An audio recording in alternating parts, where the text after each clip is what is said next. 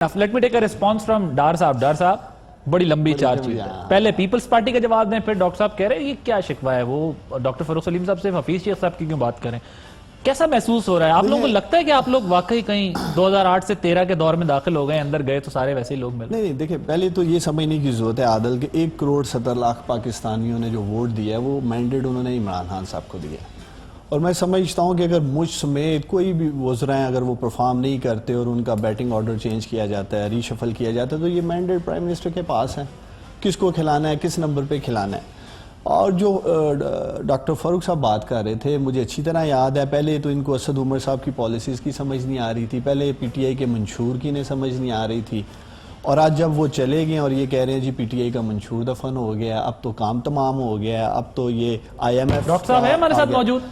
तो पहले तो डॉक्टर साहब अपनी ही जो इन्होंने माजी में तजिए किए हैं उनसे इनका जो आज का बयानिया कॉन्ट्रोडिक्ट कर रहा है। तो ये बता दें ये माजी में ठीक कह रहे थे कि असद उमर साहब काम खराब कर रहे हैं, या आज जो उनके जाने के बाद कह रहे हैं कि हमारी सारी मुआशी जो पॉलिसी है, रिफॉर्म्स है, वो दफन होकर रह गई है।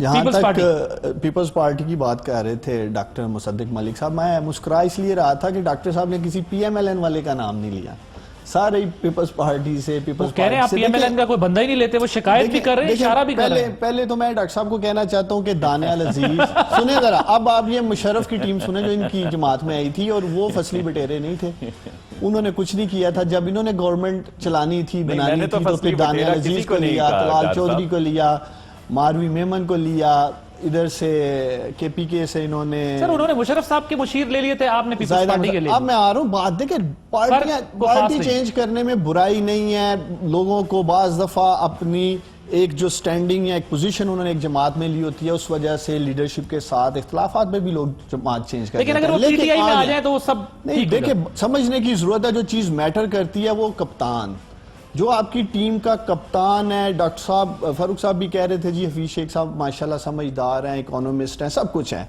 लेकिन मैं समझता हूं कि जब मैं असद उमर साहब पे आता हूं जरा, देखें जब अगर आप अदारों में अपने हैंड पिक लोग लगाएंगे, FBR में, स्टेट बैंक में, SSCP में, तो उसमें आपका वजीर खजाना कुछ नहीं कर सकता।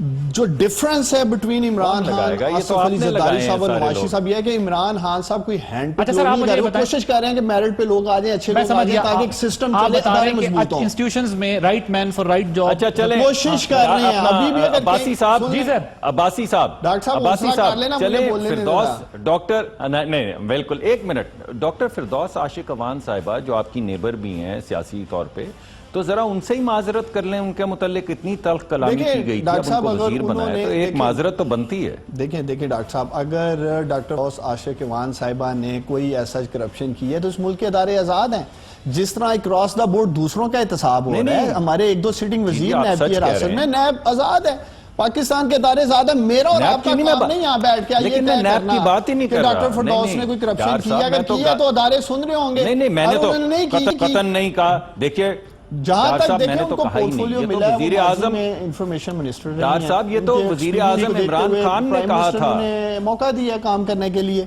लेकिन जहां तक उनके कोई इश्यूज हैं माजी में, जो भी ये बात कर रहे हैं उसमें अदारे। सर आप तो उधर बैठे हुए थे, ये बताएं, उन्होंने कहा है कि असद उमर बड़े इकोनॉमिस्ट नहीं थे, अच्छे इंसान हैं और हम चाहते हैं उनको वजारत में लाएं। असद उमर हमारी पार्टी का असासा है, और मैं ये समझता हूं कि आप क्यों समझ रहे हैं कि शायद असद उमर को आगे कोई बैटिंग का या बॉलिंग का मौका नहीं हो सकता है मुस्तकबिल में असद उमर को इससे बड़ा रोल मिले। सर हमारी मालूमात के मुताबिक उन्होंने कहा अच्छे आदमी हैं, मैं चाहता हूं वजारत लें, दूसरी वजारत लें, लेकिन बड़े इकोनॉमिस्ट नहीं थे, माशी बुरान बड़ा है। इकोनॉमिस्ट थे या नहीं थे, लेकिन मैं ये समझता हूं कि खान साहब ने क्या कहा है। देखिए खान साहब ने क्या कहना है, खान साहब आज भी समझते हैं कि असद उमर को कबीना का हिस्सा होना चाहिए। मैं भी अगर असद उमर मुझे सुन रहे हैं तो अपने बड़े भाई को रिक्वेस्ट करूंगा कि वो रिव्यू करें, नजरसानी करें, अपने फैसले पे कबीना का हिस्सा बने। इस मुल्क के लिए उनकी बड़ी हिदमात है। रिव्यू तो थर्ड अंपायर के पास जाएगा, अपने फैसले पे वो नजरसानी कर लें। रिव्यू तो थर्ड अंपायर के पास जाएगा। थर्ड अंपायर तो आप क्रिकेटिंग टर्म में आप कहते हैं ना, तो हमने आपको लिएगा। लेकिन देखें असद उमर साहब को जिन हालात में हुकूमत मिली, वो हालात जब इन दोनों गवर्नमेंट्स के, उससे बहुत मुश्किल हालात थे। वो ग्रीन टॉप, अपना ग्रीन टॉप विकेट, बादल छाए हुए, बाद के हालात देख लें। मैं कम अज कम देखिए, मैं कम अज कम जाती तौर पे असद उमर साहब को इस बात का क्रेडिट देना चाहता हूं कि 9 माह में IMF के पास गए बगैर जिस तरह से उन्होंने इसको ICU से निकाल के तो फिर उन्हें लेके आए हटाया अवार्ड क्यों? में। इसहाक डार साहब तो 1 अरब रुपए का करंट अकाउंट डेफिसिट था, तो IMF के सामने जाके लेट गए थे। ओके, मुझे सिर्फ 1 मिनट देते हैं, मैं डॉक्टर साहब को थोड़ी देर के लिए दोबारा मैंने लिया लाइन पे, जरा उनसे जवाब ले लूं फिर दोबारा